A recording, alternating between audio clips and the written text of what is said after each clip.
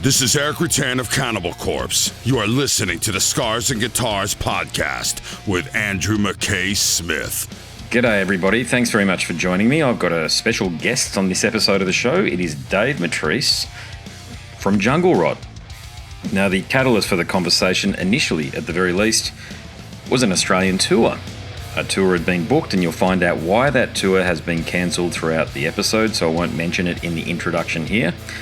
But Dave and I, we kept in touch since late last year, and lo and behold, the conversation came to fruition. I'm very grateful for that, because Dave's one of those guys that I've been looking forward to having a chat with for a long time. He'd been on my bucket list, an extensive bucket list that I have, and I'm gradually ticking off all of these excellent musicians. Dave's a great example. Before we kick into the chat, if you're listening via the podcast apps, you'll hear a burning cinder. Unfortunately, all of you people on YouTube, you know the drill. I can't play music on YouTube lest I get the episode removed and taken down in a copyright strike. So here it is, a burning cinder. If you're listening via the podcast apps, and all you YouTubers, let's get into the conversation right now. Let's go.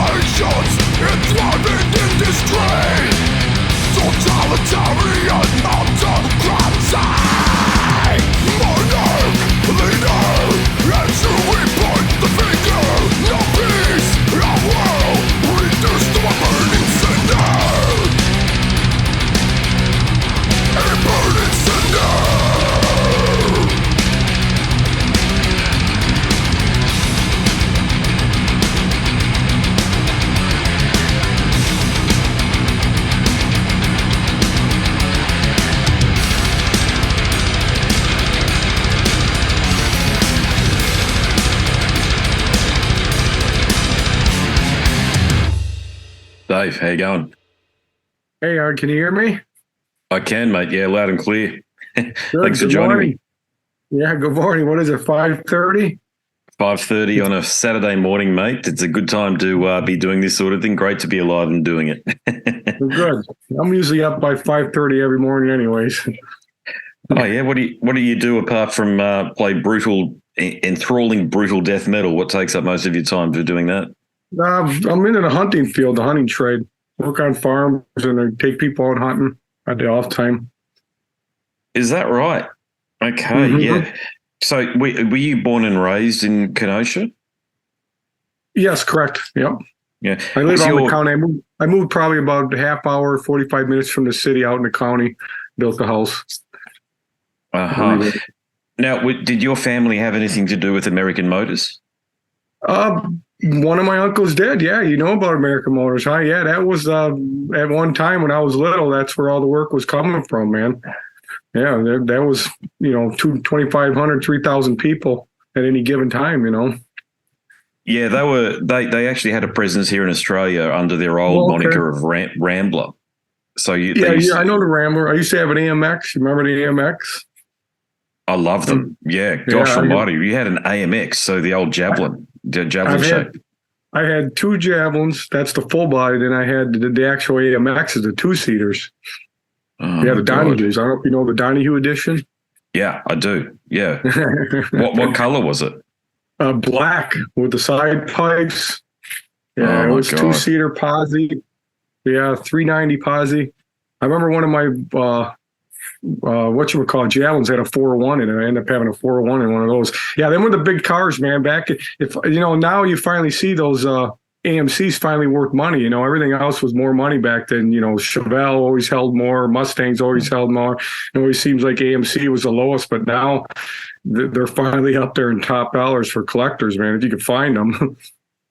You're not wrong. Yeah. See, my dream car is an SC360, the Hornet. Oh yeah, If I could get a hold of, yeah, if I could get a hold of one of them, but the SC/Rambler, the Hearst, yeah, that's another one. Remember the Gremlin? The Gremlin, remember that one? Yeah, the Gremlin never made it here to Australia, and I always the Pacer and the Gremlin, the shape was always a bit polarizing, wasn't it? Pacer. The Pacer had the So the fishbowl. AMX actually made it there? You actually had AMXs there in Australia then? You had, so they imported them as complete knockdown kits, okay, and then they were made down in Melbourne. So they under the Rambler brand. So I think a lot of enthusiasts went and rebadged their Ramblers as AMXs, and I could be wrong, but I think in 1969 or 1970 they did actually bring out the AMX. So they did it for 1 year or maybe 2 years or thereabouts. But you'll find if you go online, you can see this stuff. But there's a lot of enthusiasts still for the brand. Yeah. You can tell I'm one of them. That's pretty cool. Yeah, that's pretty cool. I would have never thought that. I didn't know that, man. That's pretty interesting. I learned something today. There you go. Yeah, there you go. So, well, look, thanks for doing this. Thanks for agreeing to have a chat. And I've got to say, I was really disappointed when it turned out that you guys weren't coming down. So, can you shed any light on what happened? Well, basically, it came down to the sales. The sales weren't there, man. I mean, that's, Anthony thought it was a good move to pull it. You might as well pull it. And we're going to try to reschedule it again for next spring, April, May.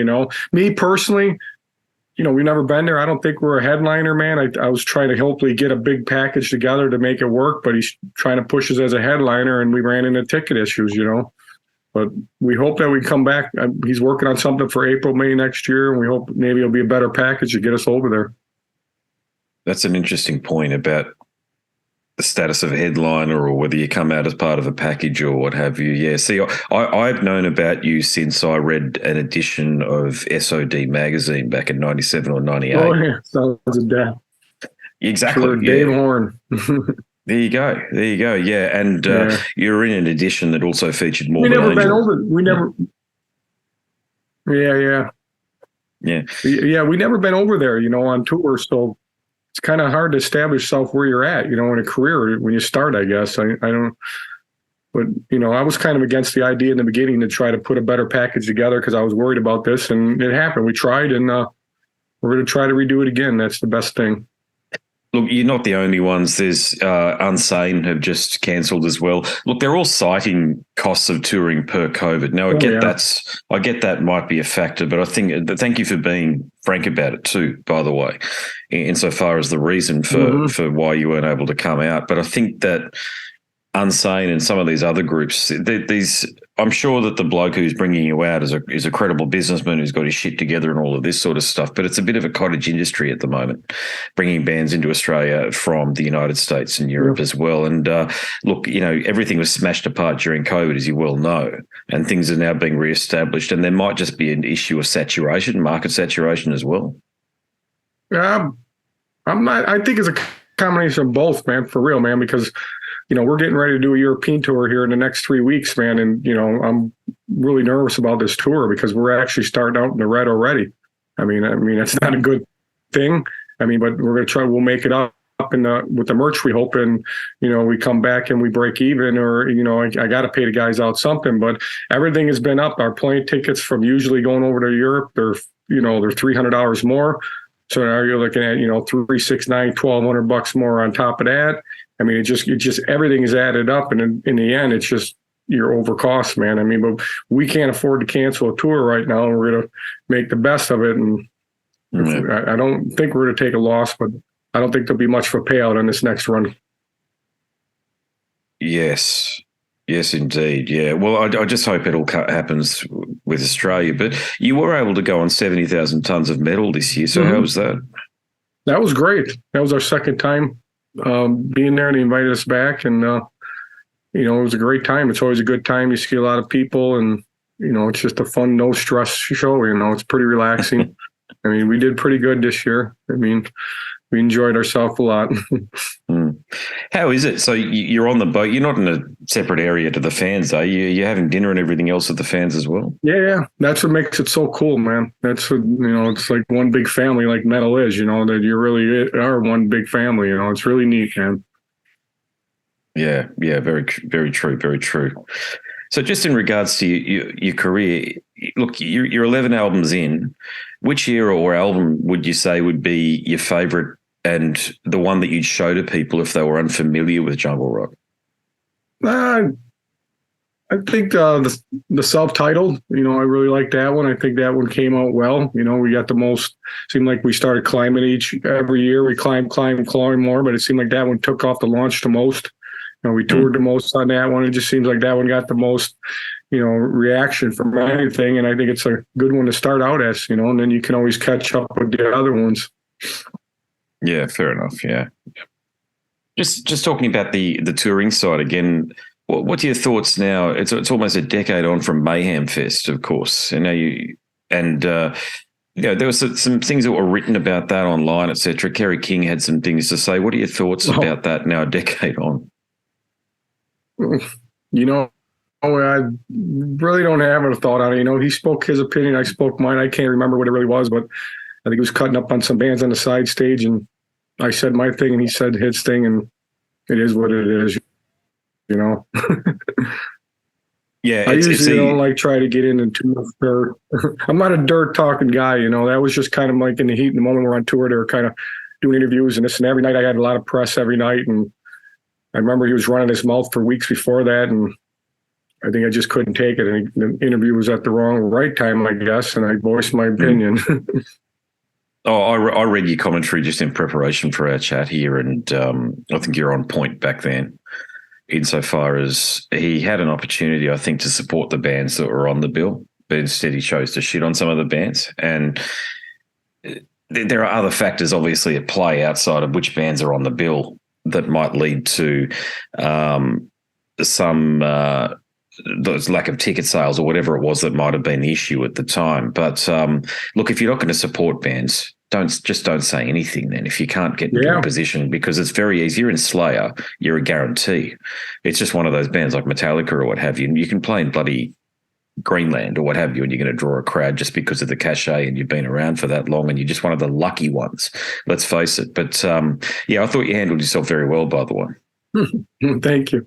Yeah, he was, from what I remember, man, he was just bluntly was saying I wouldn't come to the fest either, and the fest, we're still touring, we're trying to make money. And just weird how he was just saying that, running bad mouth on the tour as it was going. That should have never been done. It should have been waited till it was over, in my opinion.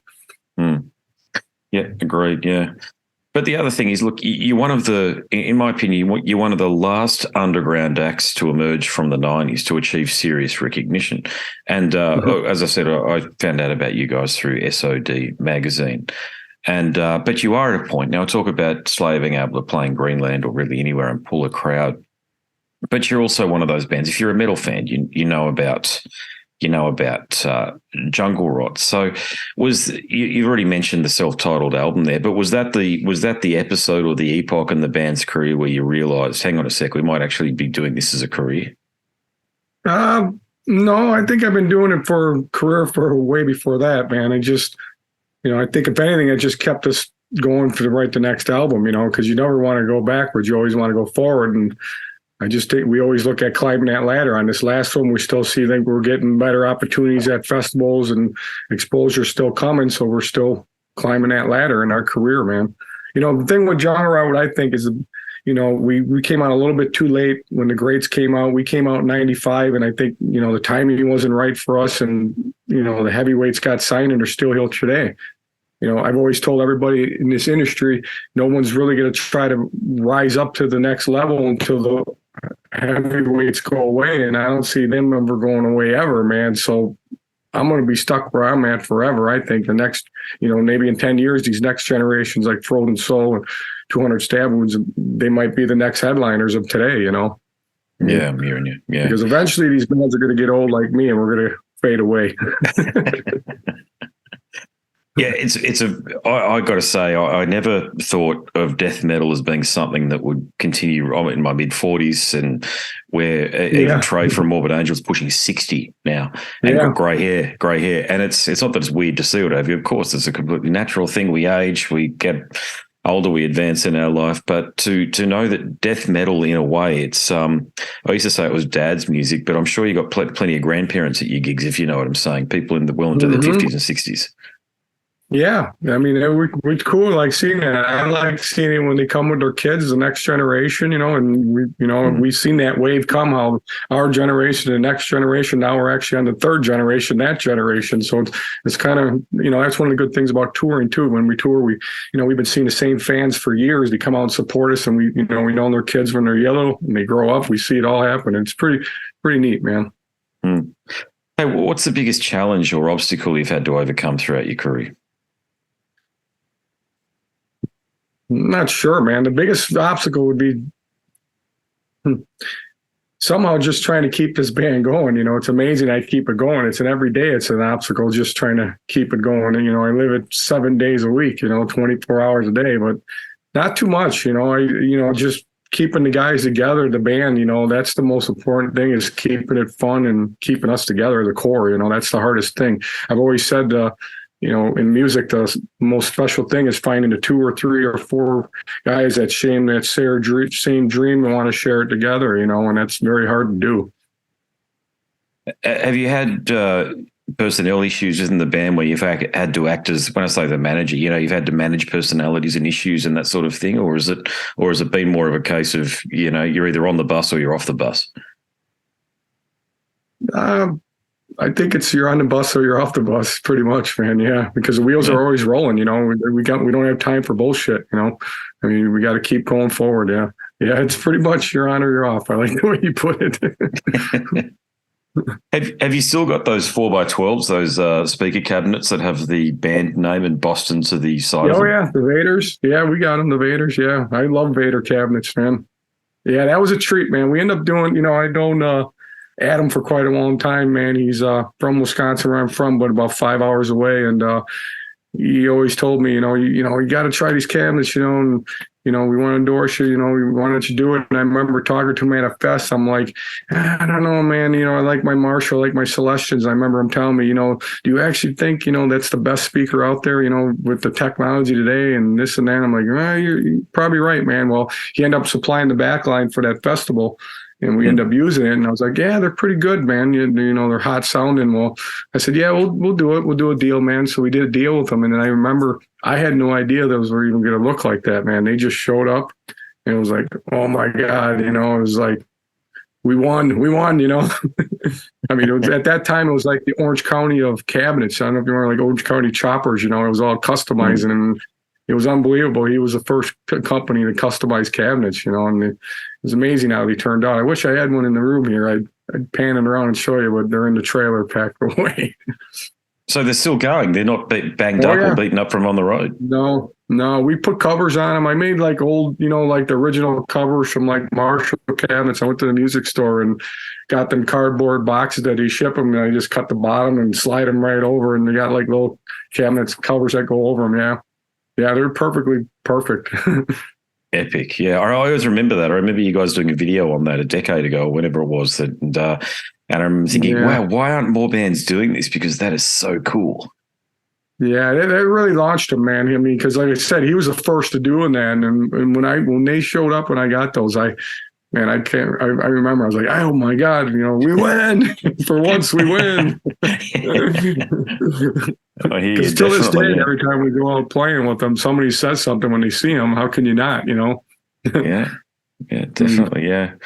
Hey, what are your thoughts? We use them all the time, man. And, I love Vader cabinets. People that know when they use them, they know that sound. And when I do festivals and use other cabinets, I could tell that difference. I wish I had my cab, because I could tell they're just a little brighter and hotter what we are. We're a little brighter band, middier band, and that's what those cabinets are, more mid. I was going to say, thanks for bringing it up. You guys are like a mid. Your strengths are definitely in the mids. You're like the reverse Pantera with regards to your sound. You haven't scooped the sound. Exactly. Well, that's funny you say it, because when I went to school, I remember when kids went to, when we had the EQs in the cars and stuff, man, and they always used to set them like this. Remember, they were like this. I was always the difference. I was like this, man, because, or what I'm saying? They did them like this, and we did the inverse pyramid, Yeah. I mean, till this day, I'm still, if I was to mix something, it'd be like that, all mids. I mean, yeah, same here. I've been yelled at in bands before about that sort of stuff. I mean, I'm a bassist, as you can probably tell, and I used to have a Sun amplifier that had a graphic equalizer on it, and I'd come in after a break or whatever, and I'd have it like that too, but it'd be like that. Yeah. The drummer or whoever had mixed it, and I was saying, oh my God, because it would just be bass then. And then with the guitar, I was playing in pop and rock bands, right? So it wasn't metal bands, but I'm thinking, I can't hear myself. I need to be able to hear, but not so much, especially with a 5-string, not so much of an issue these days. There's actually a real special hidden talent, man, that I really don't tell too many people. But a lot of musicians know about it. We use those dual rectifier mesas, man, and we turn the treble all the way off, and we turn the mids all the way up, and the bass all the way up. And there's something in there when you turn the treble all the way off. It's like a completely different amp, man. So we crank the bass all the way, the mids all the way, and treble all the way off. That's pretty much how we set our mesas, man. Yeah. I don't know whether this is a wives' tale or not, but I think Steve Harris, as I say, I think this could be a wives' tale or it could be true. So work with me here when I share this tale. But there was some sort of a fan meet and greet thing where you could go on stage during the pre-show and you could play Steve's bass, this sort of thing. And it turned out most of the people who got up there, well, what's going on? I don't sound like you whatsoever, but it's all in here too. It's all the way you do this thing as well. And the way you obviously play, you've just found the sonic equivalent, the sonic match that brings out the real color in your playing, courtesy of the way in which you're picking. Absolutely. It's all in the control. That's anybody can play it and they'd be like, what the hell? But yeah, I think that's how you establish your sound, is by your technique of playing. And then eventually you find your sound that highlights your playing the best, I guess. Right. And that's how that is. I mean, the mids are, we're a real tight band. That's what we are, man. Everything comes through perfect, Yeah, you are. You're right. Yeah. The YouTube clips show that. Actually, the fan film YouTube clips show how tight you guys are. Mm-hmm. It's brutal. Yeah. What about just going back in time again? A lot has been written about that fella, Tony Brummel from Victory Records. But what was your experience with him like? With Tony, I had a great relationship with Tony. I mean, being with Victory were some of the best times of my career. The label was totally into us. I mean, they wanted us to succeed. I mean, he did anything for me, but he had a bad name, And there's a lot of people in the industry that had a bad name, but he's never done nothing to us wrong. And he's pushed the band to the max that he possibly could, when we're with him. Have you, you're right, no worries. Okay, go ahead. I just had to grab some water. Yeah, no worries at all. Yeah, he had some of the best times. That was when we signed on to that label. And the first thing, he had a staff of people, around 40 people at the time. I mean, it was a real label. We were freaking out. The first time we were actually on a real label. But he was a well-oiled machine back then. And then as we got to the end of our career, filling our contract out, he was getting to the bottom. You can see that he had a lot of financial issues. Obviously, that folded the label. Mm. Yeah, is it Hawthorne Heights, the band on Thursday, or ages ago, I read the Reddit threads and the like, and then I sort of dived into a little bit of it last night in preparation for our chat. But look, you could probably pick up almost any record label, and especially a boutique one like what he was running. And there's going to be idiosyncrasies about the person running it. So I don't think he was unique in that regard. He's just the only person where some of that insight has been shed or shared, courtesy of some of the bands that are on the label. But it's interesting that he was into you guys, because you guys are a bit different for him, I think. Yeah, I think when we grew up in Chicago, so I kind of knew him from that, I mean, we knew him from the scene, and he was always a fan of the band, and to this day we can remember anytime we played the city or anything, Tony would be at the show, man. I mean, he'd be in the pit, It's pretty incredible. Half the time he'd be thrown out of the show. He would be thrown out. They'd get him thrown out. That's how nuts he was.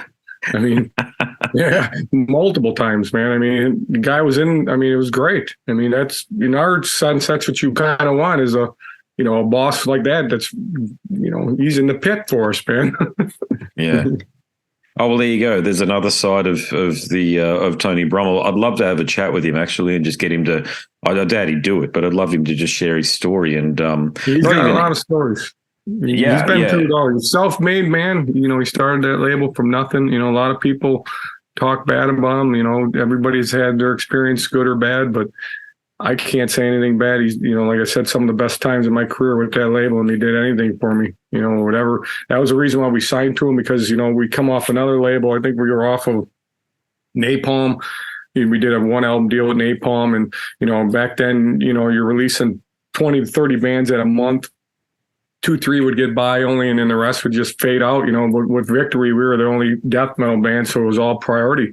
That we knew that going into it, so everything was just us. We liked that. I mean, we weren't competing against anybody.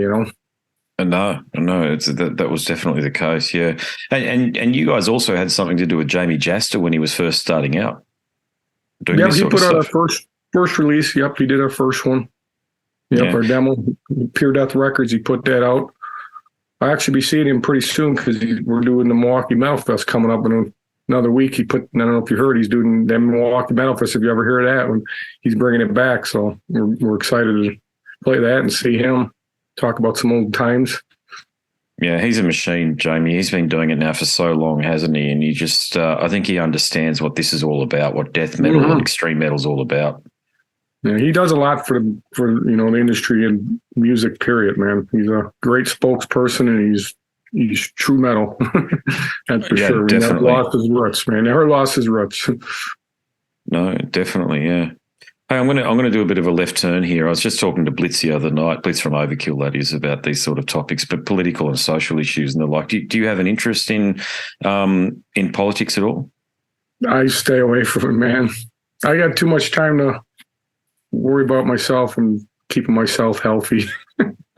Yeah, no, that's fair enough. Yeah. It's we live in an era where anything that goes on in any part of the globe can be amplified a million times over, courtesy of social media, and that's the platform, really, isn't it? The internet, and as a consequence, social media. But we do definitely live in interesting times, I think. And I think in the run up to 2024 with the United States, the presidential election there, I last week is when you started to see, I call it silly season, because Trump being interviewed. And I'm just saying that CNN, of course, have tried to give him try to get him a gotcha situation, but I think he turned the tables quite a bit on them there. And so here we are. We're going back into the presidential lead up. So I just wanted to. I was just interested if you had a perspective on things. That was all.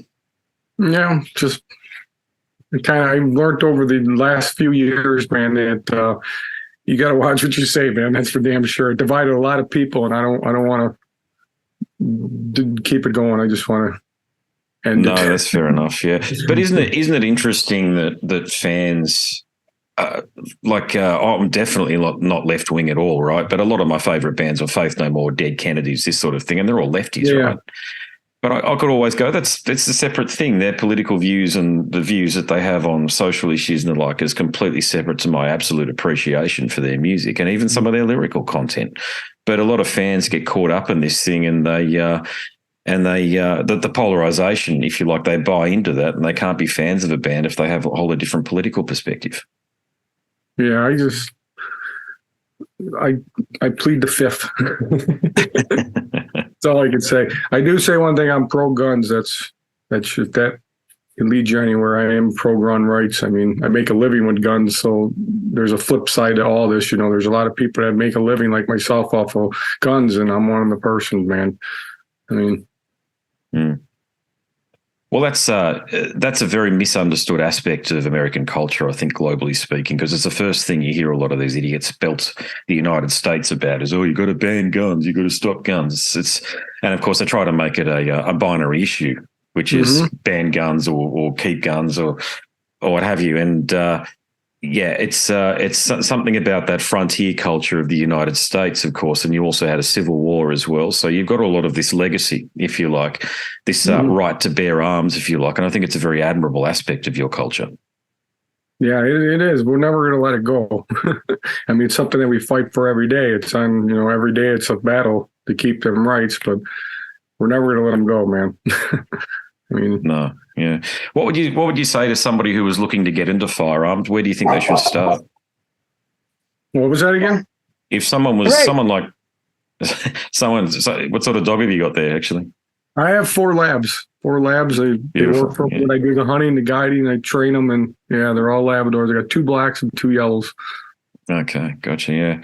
I was just asking in regards to someone like myself who doesn't have any background. I mean, I was in the cadets as a kid, right? So I learned how to use a 308. I think I was using back then. That's a great caliber.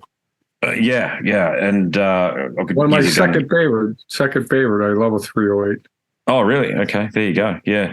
223 would be my first favorite. I like that. So how do you, a bit like a guitar, you have a preference for a guitar and cabinets as we've discussed. How do you, what was the journey to developing a preference with a firearm? Is it just the way it feels when you shoot it? It just feels right? Yeah, when you bring it up, it's like, it would be like a guitar, like you said, feel in the neck. When you bring it up, it's just right there, it's just fitted, there's nothing better than anything, something fitted for you, when you bring it up, it's true, I mean, yeah, you don't want to be pushing too far out, where it's too far out. You want it right in there, a fitted gun goes a long way. It really does. Yeah. For you, with use of firearms, is it the thrill of the chase? Is that the thing? Is that the thing that gets the adrenaline flowing? Not about the kill at all, man. That's the least of it. I sell the dream, memories. I give them that. I mean, just the harvest is just a bonus on top of it, but the memories last forever. Yeah. Joe Rogan's a huge hunting fan and does a lot of hunting himself. You should go on that show. You'd be great on I would love to. I remember when he first just started getting into it. Now he's a pro now. He's full blown. He's definitely got the fever. Yeah, definitely. He's really into it. He's really into it. Yeah. Do you have you ever had a situation where you've been in Europe or even in, I mentioned you haven't been to Australia yet, but Europe especially, there are a lot of views in Europe are anti-gun, that sort of thing. Have any fans tried to have a conversation with you about that sort of thing? I bring it up quite a bit, man, because I think it's interesting to me. The last time we did a festival, where was it? We're in Mexico doing one of the big festivals. I was hanging out with Tom from Sodom, and Martin from the Asphyxiate, and we started talking. Tom's a big hunter, and I'm a big hunter, so we always talking about hunting. And it's different how he's from Germany, he's allowed to have guns, and then Martin's from Netherlands. There's no way they can have guns. They'll be in prison. It's just weird how from different country it's strange, and I don't want the U.S. to be like that. Wisconsin, you can have them. Illinois, you can't. It's just weird how that But you hear the stories of their history when you talk about it, and they remember when they had to turn their guns in, and you hear about that, and it's a nightmare to me. It's a horror story when I hear that. I mean, Yeah, Australia had gun amnesty in 1996 after the Port Arthur massacre. The fucking psychopath decided that he wanted to blow up families down there in Tasmania. And I think I certainly know that a lot of the Democrats and the anti-gun people in the United States bring that up, but I think they've got that completely wrong. It was an amnesty over unlicensed gun ownership.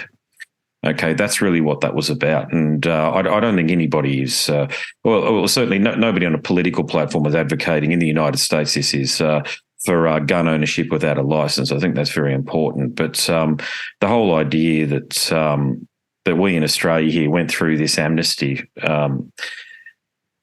it's a situation, I think, that not that we would do something differently again. I think it was the right thing to do, but we don't have a frontier culture in Australia.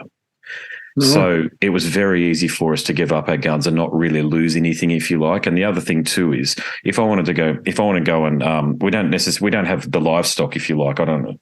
We have we've got a lot of snakes and that sort of thing, but you're not going to shoot at them. But we got the stags, right? Red stag, you got stags, or what do you got there?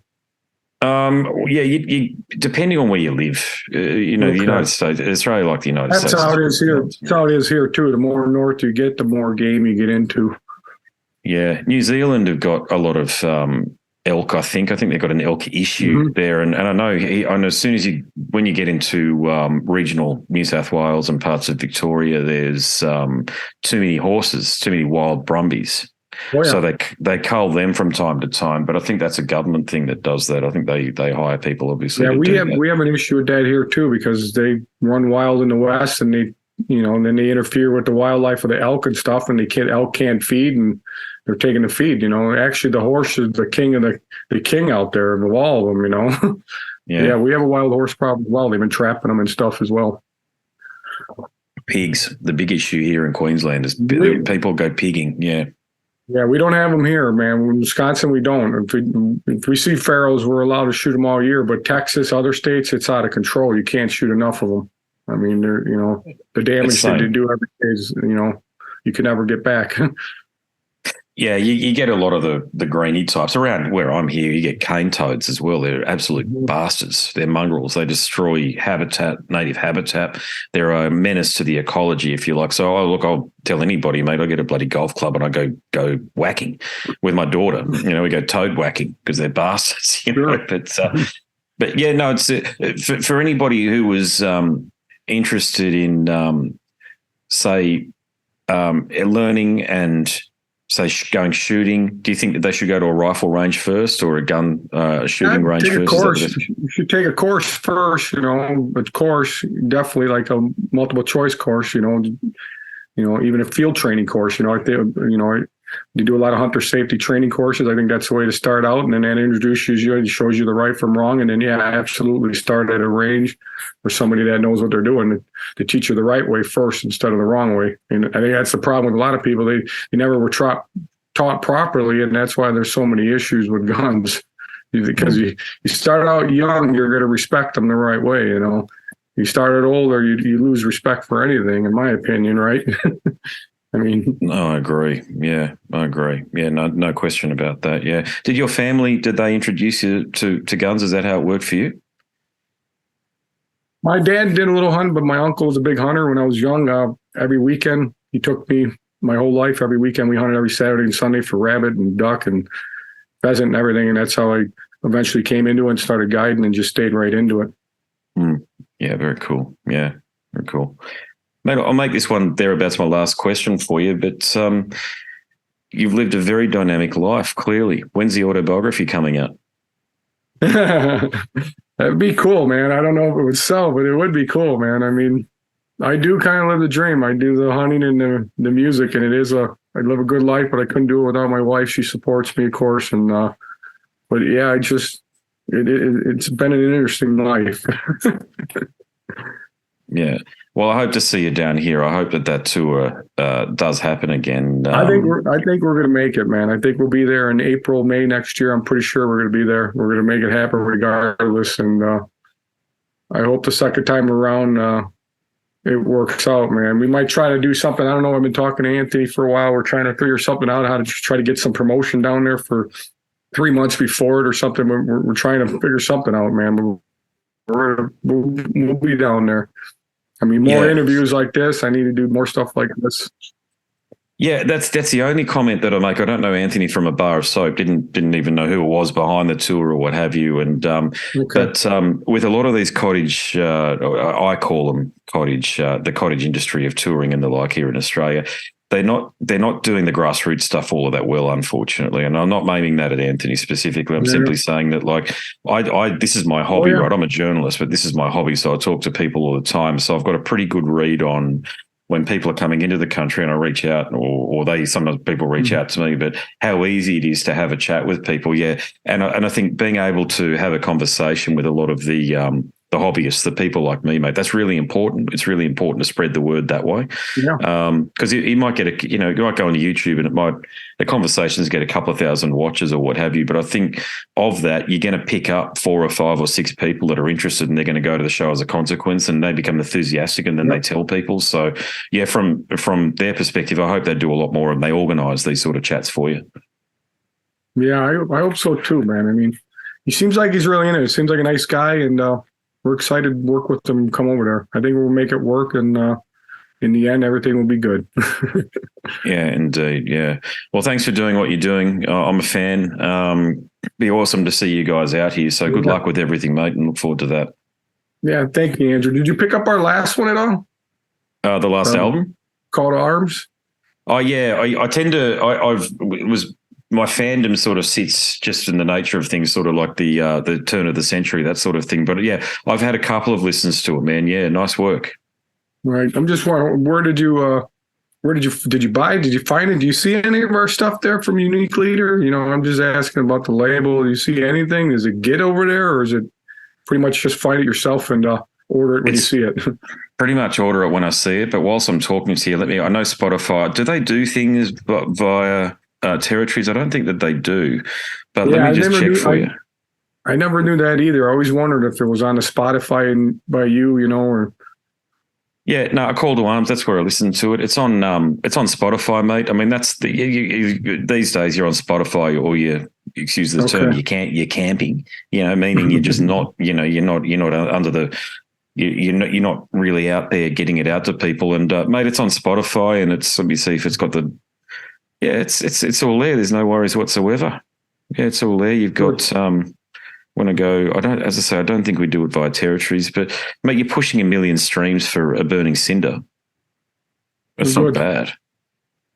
So I always wonder, that label, Victory was, like I said, that was that was a real label when we worked with them. And now, Napalm was a good label. Now we're kind of, we worked out good with the Unique Leader, good advance money there to keep us going. But I know it's a small kinds of change now with labels for sure, I mean, but I just wonder how good he does, I know in Europe it gets over there good. I do a lot of interviews over there, and people said that, that's one of the up and coming labels that are out there in Europe. So it's kind of nice to hear that, Do you handle all of, so if I ordered a T-shirt, for example, from the website, is it you that sends that, or have you got a merch label that will do that for you? It'd be the merch label, yeah. Yeah, gotcha. I'm just looking online now to see how easy it is to get things for you here in Australia, but no, don't do that. I mean, it's also global these days, isn't it? But yeah. Have you guys got a website? The actual website's gone. I don't even know if anybody uses those anymore, do they? Everything's Facebook and Instagram. It's a very interesting point that I could talk about for an hour just on that alone. Because with Chat GPT, you probably heard of Chat GPT. That's changing everything again. Yeah. So that's becoming Google, if you like. Okay. And if I was lazy, I could have gone on to Chat GPT, and without knowing anything about you or the band, I would have said, "Hey, Chat GPT, tell me about Dave and Jungle Rot, and develop some questions for an interview that I have tomorrow." And it would come up with 20 questions. Unbelievable. The fact that we're there, but yeah, look, I'm on your on Unique Leader's Bandcamp site. It's all there. Yeah, you can buy digital album for $9. I want to just check if they can get, because merch is the most important thing in my opinion. Vinyl in or vinyl out of stock? it's not giving me a whole heap of information, I've got to be honest. So maybe if I went to Unique Leader, but then if I go to your... Vinyl's so hard. Yeah, are you having troubles getting that printed up, are you? Getting vinyl it's printed up? Such a wait, man. It's just, they're never going to catch up. That's still a 7-8 month wait. Well, Metallica just bought a printing press. Yeah, I heard that. Well, what the rumor is. The rumor is that all the top bands, that I was always told over the years that all them top bands now are making vinyl finally, all your hot, your biggest of the biggest, and they're making them by the thousands, by the billions, versus an underground label that's only pressing 1,500 to 1,000 at a time, and there's no priority. And that's why I've always told they're backed up forever. Well, this is my understanding of the other issue is that it's the Taylor Swifts and the Katy Perrys of the world, and their fans don't even own record players, yet they're releasing vinyl and they're selling like 100,000 a hit. Yeah. Have you heard about that? What's going on there? It's very odd. I haven't, but I believe it. I've been doing the music business for 30 plus years, and I still can't figure it out. It was so weird to hear. I think, listen, I could be wrong here, but I think in the last 20 or 30 years, that last Taylor Swift album was the highest selling vinyl in that period. And, man, how many of her 9-year-old fans or whatever age group they are would have, I've got a vinyl player just there. You can see it, but of course I do. That's my vinyl collection there. But I'm a old school fan, but these younger people, what the hell would they have a need for vinyl for? I don't understand it. It's Adele was it Adele? It was one of them. Anyway, one of those types of artists who you and I probably wouldn't listen to unless we were forced to. But yeah, you got your Linktree set up. Do you do all of this? Do you set up all your Linktree stuff on your socials? And yeah, I don't do most. My bass player runs most of that stuff. Yeah, you got old Victory Records, Jungle Rot merch. You got it all happening here, mate. You can't do any more than that, really. You got a European store here, and that's very important. Europe is, it's pretty much outside of the United States. That's pretty much where it's at. So, yeah, you can. I assume that if I wanted to order a call to arms here from Europe, it'd come here because God knows I've had to do it before. It's we tend to get, even though we're nowhere near Europe, we tend to sort of get lumped into that category in Australia. Yeah. So. And you got some pretty cool T-shirts on display here. I tell you what, I was really looking forward to getting. I'm a T-shirt collector. I don't actually wear them, but I would have loved one of your T-shirts with the tour dates on the back if they were going to do that. If Anthony was going to do that, So hopefully that happens for April next year. Yeah, we'll definitely do the tour dates. To this day, they still sell the most every time. People. That's how I grew up with tour dates. I always picked that one when I went to the show, and it's till to this day the tour dates will always sell more. Just more personal. You put it together, Oh, it's a keepsake, isn't it? That's what it is. Yeah. Yeah. It's a memory of the show, and you put it in your cupboard or your storage area or what have you. In a couple of years' time, you're thinking, man, I'm going to go and watch Morbid Angel or whatever. I'll whip out my Jungle Rot T-shirt that I bought back then. And I think it's just really cool to sort of show your loyalties that way. I agree, man. It's pretty cool. Cool, mate. Yeah. Well, I'll let you get back to it, mate. Thanks so much for the chat. I really appreciate it. It's been a great one. Yeah, Andrew, thanks for hitting me up. And I'm pretty sure we'll be over there, and hopefully you can make one of the shows. We can hang out and we'll talk some more for sure, man. Absolutely, mate. Look forward to catching a beer with you, mate, for sure. Yeah. All right, man. All right. Thanks very much, brother. Old school. Absolutely. You too, man. Definitely. Bye-bye. Thanks, mate. Gotcha. There he is, ladies and gents, Dave Matrise from Jungle Rot. Fantastic fella. Enjoyed that one. I enjoy them all. But these legends, these guys that have been around for years, the veterans of the extreme metal scene, they tend to be amongst my favourites. A great chat, that one. So if you like that one, go across to scarsandguitars.com where many more interviews and conversations with luminaries of the world, from the world of hard rock, heavy metal, extreme metal, death metal, you get it. All of those broader subgenres of subversive music. So many conversations await for your listening pleasure. Whilst you're there, click on the link in the banner and you'll be taken to a marketplace of your choice to download a sample of my book. And if you do like the book and complete the purchase, do hit me up because I want to thank you personally. The book is all about the podcast. It's semi-autobiographical, but it's all focused on the conversations that have taken place with so many great musicians.